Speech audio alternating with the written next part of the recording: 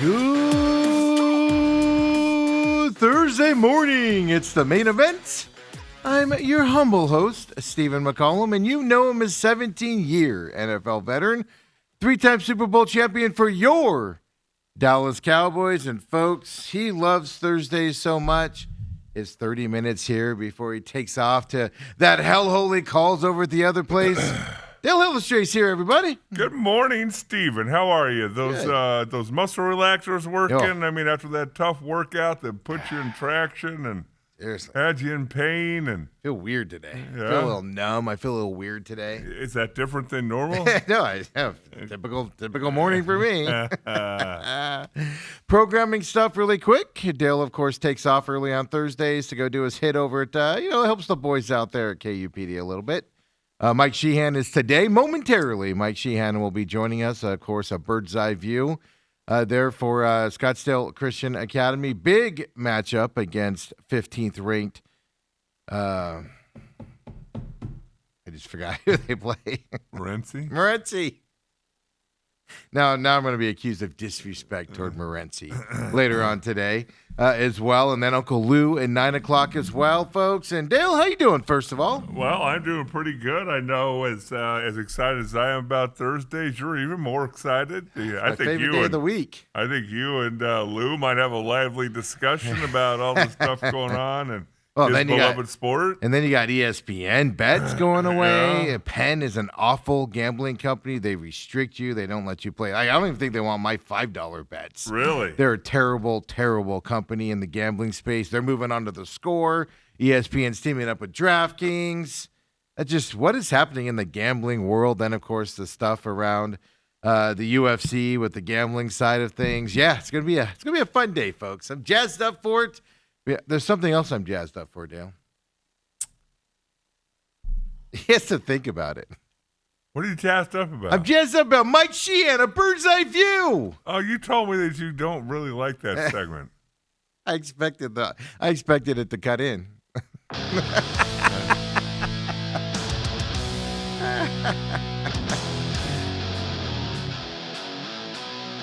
like that subject.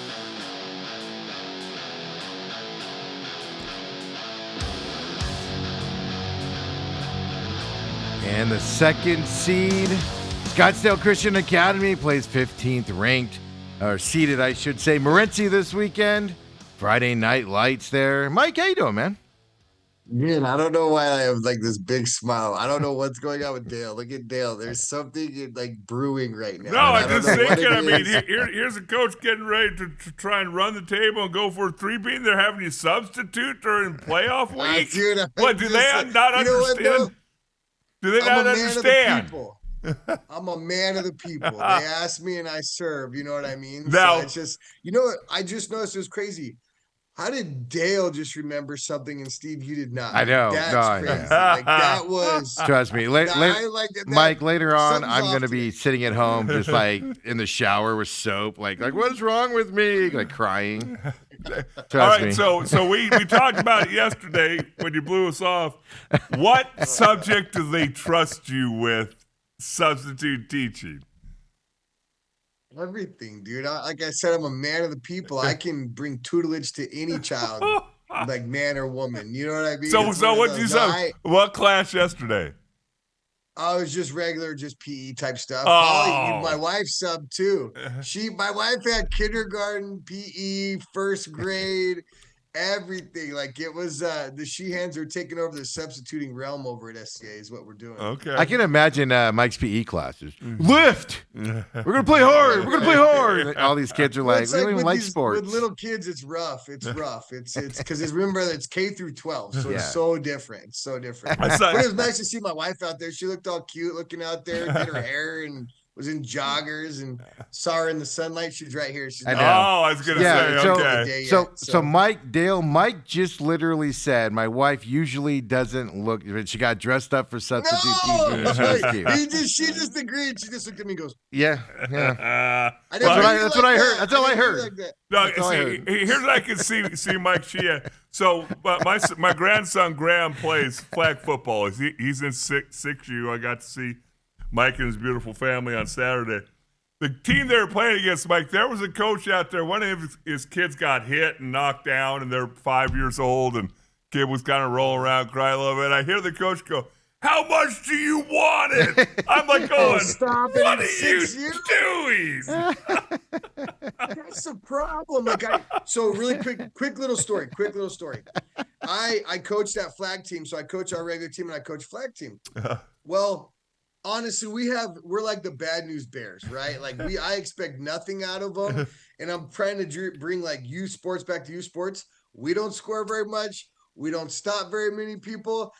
But heck, if we don't freaking have a great time after we lost, we had a doubleheader last week. We lost the first game. Kids had no idea. And I was like, this is perfect. They're just having fun. Yes. They had no clue. Hey, I told the coach, I said, your number one goal with 5 and 6 and 7-year-olds is have them have so much fun that they want to play next year. And they want to play the next year. And at some point, it will become serious. Like, you guys are serious now going into this week. Yep, absolutely. I agree. Like, that's what it's about. We forget youth sport. Got to put youth back in youth sports. Totally. Oh, absolutely. So on that. So, first of all, you guys had obviously the bye week last week. Going into this week here as well. Refresh my memory because Dillingham for ASU is giving his team the whole week off. Well, that's what Mike did, right? Till Sunday. Didn't you do that whole week off? What's your strategy? What was your strategy last week? Okay. So what we did. So we went. First of all, hold on, really quick. Not to get all into this, but my dad is listening today. Hold on, before we get to that. He's actually in the hospital. He went in the hospital yesterday, kind of took a stumble, not doing very well in the hospital. But all he could ask me is like, "Are you going to be on today? Are you going to be on today? What time are you on?" So I know he's listening. Yes. He's in that little bed. He's probably the grumpiest old man in the hospital today, but he's listening to us. So just know that my dad's on. But okay. Absolutely. Hold on. Thoughts and prayers, Mr. Sheahan. We'll be praying for you. Mike, I don't care what happens to you, but your dad has to recover from this. And is he gonna be back by Friday night? I mean, is he gonna be on sidelines? No, he's definitely not gonna be back by Friday. Took a little tumble. Okay. Took a little tumble, like pretty sick, passed out, took a little tumble. He's probably gonna be embarrassed that I talked about it, but care about him. And he was not doing well at all yesterday, but he's the most stubborn.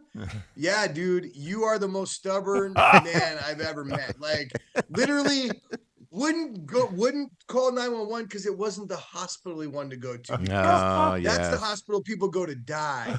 So he had to go to his certain select hospital. Yeah. However, if you don't get to the hospital, how are you going to live? But anyways, he's good. He's listening. Okay. He's frustrating, and I love him to death. Are you talking? Are you doing the big media thing like Jimmy Johnson used to? Are you talking to your dad through us? Yes, I think so. Yes, I am right now. I'm like, you better go to whatever hospital we freaking tell you to go to from now on. And if I call 911, you will go in the back of that thing. You're too old. You're not going to be that hard to strap up. So just listen from now on, Father. Oh, I love it. Man, I was looking. That's my favorite part of going to games is spending time with your dad. I always go down and talk to him at halftime and all of that stuff. So obviously get better, obviously, and we'll heal quickly. We'll see him on those sidelines roaming shortly after that as well. So I certainly am going to miss him on Friday nights. Like I said, your mom and him, part of my favorite thing of going to the games. They look out for the fans. They're a staple at SCA. They're a staple. I mean, your mom, that's how we met your mom. She walked up to us and was like, "Oh, whose parent are you?" And we're both like, "No, we're Sheahan and this guy's parents." Yeah, we're going to see those guys, and all that stuff. So they take care of the families. She loves to talk to everybody. She gets around. I think she knows everybody there too. It's awesome. I know it's such a good community. Obviously, I love it. Sorry.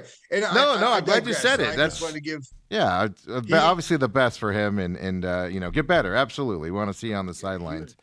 Coming up, and he always likes to make sure he gets his $4.99 worth. He even told Dale that the other day. All right, so back to $4.92 or whatever it is. But I don't even know. Yeah, he yelled out at me. He yelled at me on Saturday. I keep your station alive.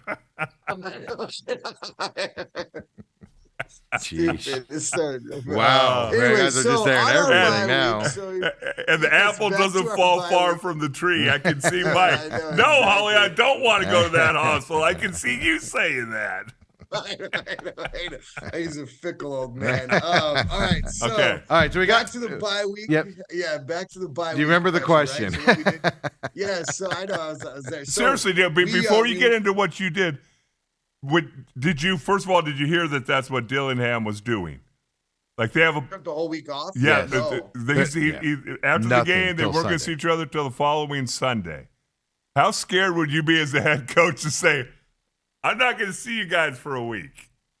Well, there's two things. I love it. I actually like it. The only part I don't like is I worry about them getting in trouble. Yes. Yeah.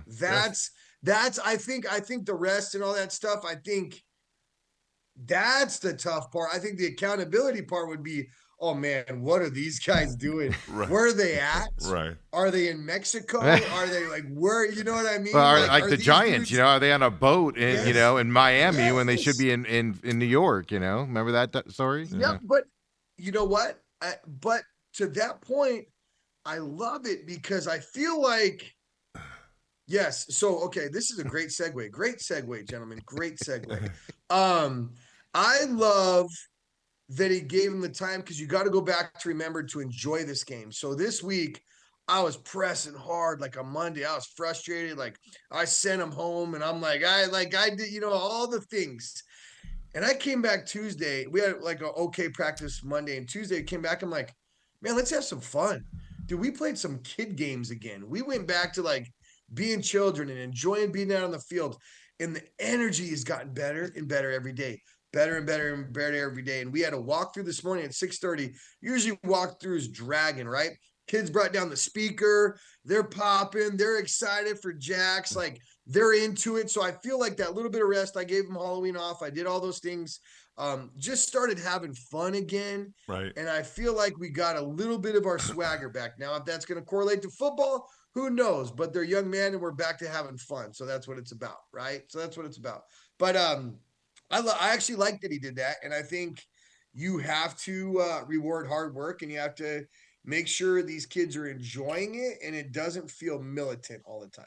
Well, So and it's I'm interesting pretty you down say with that because you and I have talked a little bit about it, and I know you've talked to some other people. But a lot of times that going for that third championship at whatever level you're trying to go for it at, it becomes not fun. It becomes, if you don't win by 21, 28 points, what's wrong with you? And you're supposed to win, so you don't really celebrate victories anymore. And you could just be a downer the whole way through the season until hopefully you win. Most times you don't. So kudos to you for bringing out a little bit of fun. I just worry more about the conditioning. You can lose the Yeah. conditioning in a week, if you just sit on a couch Yes. all week and you can, I'll just say you just get lazy, right? You're just like, oh, I don't want to go do this Steve, again. These guys are. I could gain 8 pounds in a day. I guarantee you. Yeah, but we're talking about Hey, two yes. mid-40s guys and a 63-year-old. They're 20 years old for crying No, out but I loud. remember, I remember growing sat up. around for a week, I'd be up 18, 19 pounds. Like, Yeah. I would do all the things. I look back to like high school and stuff. I think about that. Like I played so many sports, and then I'd get like 2 weeks off, and I just literally would sit around and do nothing. And it was hard for me to get going again. And I was motivated. I'm not like I am today. I was actually motivated back then and was like gung ho and stuff. And I just remember it hitting you at that point. So I don't know. That's what I worry about more than anything going into that. But your practice, as you said, Monday, you're frustrated with it. Tuesday, Yes. you came back. Obviously, yesterday, how it went. Today's Thursday here. You got basically a day away from this game against Morenci. Yep, I think we're as prepared as we're gonna be, and if we're not prepared, at least we're coming with energy, right? So Right. it's a lot of mentality, it's a lot of preparedness, and what shows up is gonna happen tomorrow night. With Morenci's a tough team, but I think we're excited and we're kind of back to being the Eagles again, and it feels really good, and it's been fun for me the last couple of days, which is it wasn't for a long time. Like Dale was saying, I was not enjoying it. I wasn't celebrating wins. That loss felt like, your dog got killed, your Right. dog got shot, and it's just like kind of back to it. Remember, it's a game. Remember, you're here to grow men and just have some fun. And I think that's back. The mentality's back, but I think we're ready for tomorrow night. I do. Let's talk a little bit about Morenci. Now, it seems like towards the back half of your schedule, you've now played teams that run the ball predominantly. in Phoenix Christian and ALA, and now you got a team in Morenci. Has your scout team been able to give you guys a decent look at practice? Has that improved with all this? Yeah, it's always so hard to emulate, right? We talked about that with ALA. It's so hard to emulate that, but I think scout team's done a pretty good job. Had some coaches running some wings and stuff like that, and a little bit more speed. And we're a little dinged up, so the scout team gets, the first team defense gets a couple subs. So the scout team doesn't get as good, or you got other kids kind of filling in stuff that don't necessarily play offensive line, because O-line is always the hard thing to do on scout team. But I think these kids are pretty bought in. They're giving all the effort they can. So I think we got a pretty good look, pretty good game plan going into this week. So hopefully it does pan out. Well, I was going to ask you about your health going into this game. I know you got dinged up last couple games, but generally you had a relatively healthy year from that side. So with that bye week, are you able to get some of these kids up and ready to go going into this game? Not really. It's been I think another bye week would have been very beneficial. So we're pretty dinged up across the board. Yeah. No excuses, none whatsoever, because we're a program, not a team. So we got the younger bucks will kind of step right up and jump into the plays. But we're a little beat up right now. And like I said, one more week would have been beneficial, but we got to be ready to roll. And I think the boys that are ready to play are going to be ready to play. Which one of your kids got hit in the face with the football and then had a foot injury, practiced for 3 weeks, and then now is on the IR? Which one of your kids went through that? Because that apparently is an epidemic in football right now with Kyler Murray is what I'm referring to. What do you mean? But I'm losing. Hold on, I lost that. You got to give me a backstory. 4 weeks ago, Kyler Murray took a snap off the face mask. Oh, yeah, now he's on the injury reserve. He fell down on the ground, and he went in for a concussion, came out with a foot injury. Yeah, and he was throwing the ball and running last Tuesday in practice, and now he can't function, and he's got to go on the IR for 4 weeks. Didn't they? Yeah. No, I'm just being snark with that injury, right? That's all I'm doing. No, he's officially done in Arizona. Oh yeah, I believe so. Yeah, I believe so. I would even argue that that's why I asked you all year long, right? When you had to take the kids out in the third quarter, what their reaction was, because I firmly believe, I have no basis behind this. Nobody's said anything yet, but I firmly believe Kyler Murray and his camp were like, if you're not going to play me, I'm not going to be a backup for you guys, and so that's where the IR came in. I think it's that way. That's why I constantly asked you all year, with taking those guys out in the third quarter with their stats and not letting them play the whole game because of the way you were winning some of those early games. Yeah. That's why I asked those questions, is because there is psyches, and not that your kids are this way, but it tends to be more prevalent with 16, 17, 18-year-olds, on that side. That's why I asked those questions, is because I could, you could see somebody getting a little sideways with their head and, I'm so great. What are you taking me out for, Yes, and honestly, and they work so hard to play so little early in this couple games too, and it's probably frustrating, and it's a hard thing to deal with, especially as a young man when you work so hard and you play some competition. It's everybody else gets a chance, and it's frustrating because how hard they do prepare themselves. So it is. Well, and the kids who want to go on and play at the next level, which what's been kind of fun to see at SCA over the last 3, 4, 5 years is. In the past, there was no kid who wanted to go and play college football. They played football because they could wear their jerseys to school on Friday, and chicks loved and they were the cool thing. But they had no aspirations of playing college football. But if you did, people always go, "Well, my stats aren't there," and I'd always tell them, college coaches aren't looking at your stats. They're not looking at a 50-3 game either. They're going to go find the game that is, 10-7, 31-28, those kind of games, how did you play in the snaps that you didn't get the ball, and watch like you, and so interesting. Yep. Talk about. Well, it's interesting you say that, because now all these recruiters, you do your huddle, then they ask for a full game too. They'll ask me for full games of kids, right? So they can see. They'll be like, "Hey, give me a tough game," and it's not necessarily they don't want to see. They don't want to see 11 catches or 30 carries. They want to see what you did in the other plays, right? And and if you play defense, how you play on defense. It's they care about all that stuff, not just stats. I got one quick recruiting story on me. So back in 1980, I'm getting recruited. Stanford came. Rod Rod Dalhauer was the head coach. He came to visit me and my buddy Kevin Smith. He said, "You guys pick any film you want to." Well, back then, Mike, I don't know if you were around. They were in the silver canisters. It was the reel-to-reel projectors. He's younger than I am. He has no idea. He's 3 years younger than I am. I don't even remember that era. Movie. Yeah, kind of like that. Christmas Vacation. He put it on there, and it runs. It's kind of like that. Yes. And he said, "You guys pick out any game. We'll sit down and watch it together." Well, Kevin and I both played really good against Chaparral. One of the games we didn't play really well against was McClintock. Well, we went and got the Chaparral film. Throw it on. Start the film. Realize somebody put it in the wrong canister. That's the McClintock game. and Kevin and I are looking at each other going, "We can't tell." No, not this game, Coach. Yeah, literally. I got hurt this one. Literally, he watched about 3 series, turned it off, said, "All right, fellas, I'll be in touch." Never heard from Stafford again. Just get it. Oh, that's actually amazing. Yeah, he didn't even fake it. He was just like, all right, we'll see you guys later. All right, thanks, guys. Yeah. Oh, that's good. Well, talk about a lot of focus, obviously, on their offense because they're running offense and things like that. Talk about your offense versus their defense. What does their defense bring to the table that might draw some of your concern? Fast and physical. They're a rural team from a rural team, kind of like Pima, Morenci, Thatcher, all those like tough mining towns and small towns. They're fast and physical. They play good football and they're very sound. So it's one of those things you gotta block well. You gotta keep going to the whistle. They're gonna hit you. They're gonna hit you. Then they're gonna hit you again.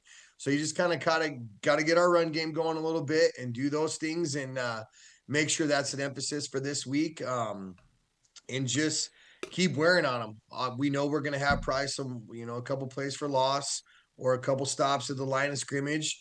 You just have to stay true to who we are because they're a good football team with a good defense. So we'll just have to keep pressing on them and put the ball in the air a couple times because we got some athletes out there, but get our run game going and establish run and pass and kind of be a little bit more 50-50, 60-40, whatever you want to call it. But they're going to be good. They're going to be good. They're not a normal 15 seed. I'll tell you that. So will you keep a little closer eye on the run pass ratio this week? Yes, I will. I might write it. I might give me little notches on my hand. So yes, I might put yes. Yeah. How many times? But I did. We did all the film. We made sure film was there yesterday. I'm like, I want the iPads tomorrow. Like they had to be set up yesterday for tomorrow. And I'm like, I want everything ready to go. We gotta be ready to go. It's go time for sure. Yeah. So Morenci, what do you categorize? What kind of offense does Morenci run in your eyes going to this game? It's a wing tee. It's a wing tee. It is a wing tee. They also run a little bit of that double wing too. So they run a lot of. That's what I was gonna say because when I was watching a little bit of film on them the last couple of days, just like breaking it down, not terribly, but I was like they have a variation of a lot of stuff, right? So I saw a lot of Phoenix Christian. I saw obviously a lot of ALA. But then they kind of do their own little trick things as well. They have a senior on that team. They're Julian Aragon, and I apologize if I messed that up there. Senior there. I mean, looking at his stats, I mean, you're not kidding. This is the kid to stop, obviously, coming into this game. Number 13, right? 13? What did you say? Number 13? Number 13. I didn't write down his number of all things there. Yes. 13, yes. Well, I mean, Tuba City, 23 carries, 262 yards. Against Tuba City there. 28 carries, 188 yards against Pima earlier this year. 10 carries for 25 yards against St. John's. And this is kind of what I want to bring up to you here is when they run that type of offense, and then I look at the stats on St. John's and everything, all of a sudden all that goes by the wayside, and they throw the ball, something like 29 times in that game. They don't have a lot of 29 success. times against and St. it's like, John's. so you see that game, and then they lost that one, and then you see all these running games and stuff like that. Does that throw a wrinkle into your game planning here? You have to be prepared for that pass, right? Even though they don't do it very often. Yeah, and I just think they probably didn't want to throw that much against St. John's, but maybe felt like they couldn't run the ball. So it's like they want to run the rock. Their percentages are pretty high in certain formations. They're 100% run or 90% run in some formations. They want to run the rock and they want to get the ball to 13. 13 can fly. He's a good running back. He's got good moves. He usually doesn't go down on that first contact. So that's they want to get the rock in his hands. I don't necessarily think they want to throw, but they can definitely throw too. Yeah, I mean, Deegan Miller, their sophomore quarterback, number 10, in that St. John's game, 17 of 29, 220 yards. So that's kind of my question, so right? Because when you play Phoenix College, you know, they were running team. Phoenix Christian, I'm sorry, and running team. And then you guys got them to where all of a sudden they're throwing it all over the field, right, during that game. And I was like, that's odd that they did that. So that's kind of what piqued my interest in this one, you know, to prepare for that. Or is it, you know, let's stop the run first and we'll deal with if they switch to a passing game later on? Yeah, I think you got to try to, without giving away too much. Obviously, they're a run team, and we haven't been good against the run. So I think that's an emphasis right now. And hopefully we've got some decent athletes on the back end that can cover dudes if we need to. And I think we got to stop the run, right? And that's been a tough task for us this year. It's not a secret. We actually did a pretty good job against PC. They had some big runs, some big plays in the air, a little bit more than we wanted, and but I think stopping the run is a big emphasis, and we've got some pretty good corners and some good safeties and stuff like that. Yeah, they had a couple of receivers, senior receivers. Rodriguez is number 7, and then Guzzo, I guess, number 4. 73 yards on 5 catches against the other night when they played at Tuba City. And then the other guy has 2 catches, 80 yards, and he had 40 yards per catch right there. So they do have guys that can be explosive on that receiver side as well for him. Yeah, absolutely. That's what I'm saying.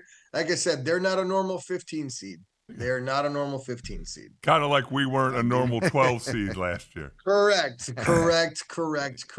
But you've been nice enough, kind enough to keep me on huddle. I'm not like Steve. I don't go make notes on the film and this guy didn't do this and that guy did. I don't watch do that. It. And I read it. I realized that early on that I shouldn't do that. But I did see something come out this morning. You guys, it seemed like you've dialed them up pretty good, studied a little bit more. And they do definitely have some tendencies. How do you get that across to the players? Because you understand they're going to watch some film, not as much as you guys. That's just 17-year-old kids. Do you have one guy that Paul Clark talks to defensively, or all you guys talking to him? How do you get a reminder out there that, hey, they're in this formation? They're about 100% doing something. Well, that's what that's what I say. We actually talked through it again this morning, or Clark did this morning, is like, hey, and it was almost like a quiz type thing. Okay, hey, when they're in this, what's their percentages? And like, we got pretty smart kids. I will say we are blessed with very smart kids. So he's like, hey, when they're in this, what's their run? If they're in this to the wide side of the field, what's their percentage of run to pass? If they're in this, what's their percentage of pass? And the kids, like, for the most part, a couple of them mumble it, act like they know it, but they were saying, hey, because they were asking for it. So Clark had talked about, hey, we do have these numbers, and I hadn't put them in huddle yet. And the boys like, hey, where they at? Where they're asking for them, all that stuff. And so I got it in there, and those boys studied up. Like, I put those numbers in there, and you can usually see like who looks at them. And the numbers went from like 0 to like 39 within like 3 minutes. So really, they're pretty dialed in. Yeah, they want the information. They're good at that. They're smart kids, and any kind of little edge you can have or something to prepare yourself for your opponent is good. Right. Yeah, I mean that's for high school kids that's pretty impressive with everything else they have going on. They are 2-3 away from home. You guys are 5-0 at home coming to this. Obviously, you're on the turf on Tatum. There, Mike. Jeez. You guys are pretty comfortable playing at home. Listen, but as we know, all numbers are thrown out the window in the playoffs. Like, you know what I mean? It's like, it doesn't matter. Stats don't matter. Records don't matter. It's a different time of year and a different time of ball clubs that come during the playoffs. It's just going to see who gets hot and plays the hardest. Tell me this. You guys always do that morning walkthrough. I don't, in years past, there's always been a straggler or two. I always struggle with that because usually they're relying on parents. The younger kids relying on parents, and you can't run the parents if the kid's late. Yes. But people do it. People do it. Was everybody there this morning, ready and raring to go? Everybody was there on time. Yeah. Yes, everybody was there on time. I think these parents are awesome. I will say this: I put a lot of pressure on myself. But these parents are so supportive. I don't hear it. I'm sure there's always something, right? There's always something for people to have opinions on. but I don't hear it. And they're very supportive and they take care of us and they do those things. So I feel like they're there, and the parents are pretty clocked in right now too. They're excited to watch and get ready for playoff time. You can tell. So I think everybody was on time, even the little guys. So I think there's been a couple times where the younger guys are late, and I'll make them run for it, and they're like, "Well, is my dad this?" And I go, "Well, tell your dad to get up earlier. Maybe you set the alarm instead of having him set the alarm." All right. So it's good, yeah. Oh, good. Coaches. So hold on. You're 9-1 going to the playoffs, coaching tackle football. What's your record coaching flag football? Uh-oh. Did you just hear that, Holly? She just goes, "Oh." Yeah. Hey, Mike. While you think about, we had a coach last year who wouldn't let the kids run through a parent tunnel if they lost. Oh, I don't even care. So they they would go run through the other parent's tunnel.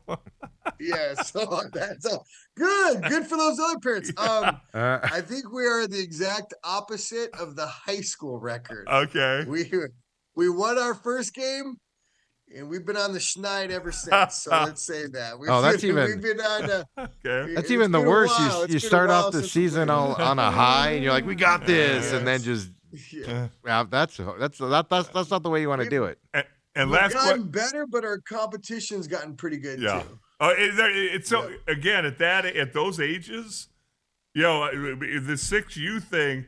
You can tell there's some kids who turned 6 the day before the deadline was, and their heads and shoulders. Yeah, they're monsters. Yes. And then there's other kids who run around and still look like there should be in diapers or something. And and they might be. Yes. So, yes. And they very well could be. Before we let you go, your Chicago Bears, are you surprised? Oh, dude, they are. Listen, he's got Super Bowl tickets. If they wouldn't have played the playoff, the playoff ready Ravens, they would be 7 in a row or something like that. Yeah. Listen, Loveland's rolling. Loveland, since Komet got hurt, I love Komet, but Loveland's going to be the man. He's a great athlete. 2 touchdowns last week. Caleb's getting it rolling. Just to let you guys know, Caleb had 270 in the air, 50 on the ground, and 30 receiving. That's the first time that's happened in the NFL history. He also had a touchdown in the air, he caught a little pass. Monongai, man, if you watch that kid run from Rutgers, you smile all you want, Steve. This team is actually, I'm so happy they're pretty good because they've got a run game. I love Ben Johnson. Defense is so, but they're banged up. The entire defense is banged up. But I think that offense, it takes a while to click with a new offensive coordinator. The run game's playing really well. Caleb's playing better. It's going to help play action. They got the wide receivers that do it all. It's they're a good football team. I'm not going to say they're best, but I think they're a top 12, 13 teams. They'll beat the bad teams like they should beat the Giants this week. They'll beat the bad teams, but they're not good enough to compete with the best teams in the league. I'll put it that way. We'll see. That's average. Yeah, but the thing is, all I'm saying is the Ravens suck all year long until they played the Bears, and the Bears made them look like Hall of Famers. But it was a playoff. It was they had to win. Hall of Famer. They made the Ravens look like they were scoring 3 points a game until they met the Bears. Yeah, but then then look at the Ravens. Now the Ravens are rolling. Yeah. Well, they got Lamar. The reason I asked this is because I saw the stats. The difference between last year and this year, and obviously you get a new coach. That has a lot to do with it, but guys getting more mature and all that. But, it's a stark contrast to last year. 32nd in yards. They're third now. Yeah. And in scoring, I think they were 29th, and now they are, I think, first or second in scoring right now. So it's a huge difference. Yeah, I know that. I'm a nerd. Yeah. I'm a nerd. So, they're 6, just so you know, in average points per game. Well, I was maybe inflating them because they're my favorite team. Okay. No, they're definitely improved. Pull it up so fast. No, I had them ready beforehand. I was like, he's not lying about the Bears today. I knew they were not on this program. But I was trying to make him sound better. I actually knew. I saw the stat today. It's there's a picture of Caleb this year and last year, and it's a thing. I think it was on ESPN, and I saw the same thing, and I knew it was 6, but I was trying to make him sound better. Okay? The thing that's most impressive to me is because this tells you they're a disciplined team the way they're playing. Plus 13 in turnover differential, and they lead the league in that. So that tells you they're engaged with the new coaching staff, and they're playing hard because you don't get turnovers if you're lackadaisical out there. So correct. Yep, you got to fly around and create things. Yeah. All right. Go get Morency Friday night, 7 p.m. Of course, they're coming up. Gosh, that's like a 5-hour drive for them, isn't it? 3. Yeah, you know what? I don't look because I don't want that to like get in the boys' head. Oh, they're gonna come a long way. They're not gonna be ready because I just don't. I try not to pay attention to that stuff, but yes, I think it's a decent. And don't look at their bus, Mike. The last time that we played them, the year before you got there, I looked at their bus and I said, "Oh no, we're in trouble." So. Oh, dude! If it's I know exactly what you're saying. It's not an electric bus with air conditioning. I promise you that. Did you ever see the movie? What's the one? They're in jail, but it's not the one. It's not the same. It's not The Longest Yard. Necessary Roughness. No, there's another one where like Bruce Smith and all these guys get off the bus. Is that Necessary Roughness? Yeah, they bring. Yeah, I remember that. They get off the bus and the bus is like smoking and. Yeah, it's just like it comes up and the bus is smoking and Bruce Smith gets off and all. I don't know if that's like, it, but it's something like monsters. That. Yeah. Yes. So that's I feel like that's what it's gonna feel like. But we gotta go play some ball. All right, well, go get them. Good luck. Energized. The best to your dad as well. Get well soon. I will definitely. Thank you guys. Appreciate it. All right, see you later. See you next week. Actually, hopefully a victory for you there next week, right? Well, maybe you don't. I wanted to see what you'd say. You will. I'm trying to set you up is what I was trying to do there. So we're gonna be here. We'll see you next week, Coach. Have a good Friday night. Hi, Dale. Hi, Holly. Yeah, and also your lovely wife. Hello. Don't be too hard on him. Dale, you got to get out of here. Yeah. Kyler Murray's benched. Suns Clippers tonight, 7 p.m. Bradley Beal makes his return. You got Phoenix. A lot to talk about, and then Lou, he's coming in. Let's get into it. I'm kind of tired of talking about Kyler Murray. He's done. Shouldn't we be done with him also at this point? But we'll get a little thoughts in there. Jalen Green's probable tonight, not questionable. Probable. All I got to say is he better step on that court. I don't care if he re-injures it in pregame. He better step on that court tonight. Wow. Once the game starts. There's no excuses now. You're probable. Dale, get out of here. Lou's coming up at 9. I got you until then, folks. Come on back. The main event.